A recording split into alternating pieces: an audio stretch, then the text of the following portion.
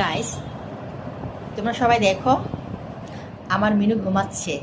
সে বালিশ ছাড়া ঘুমায় না। দেখো, বালিশ উপরে মাথা রেখে সে কি আরামসে ঘুমাচ্ছে।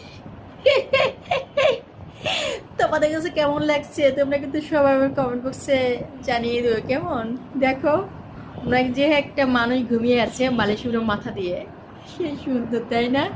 মিনু, মিনু, তুমি কি ঘুমাচ্ছ? তাও বালিশে মাথা দিয়ে? এটা কে ঘুমাচ্ছে? মিনু? উরে বাপরে, দেখো তোমরা সবাই দেখো, আমার মিনু ঘুমাচ্ছে।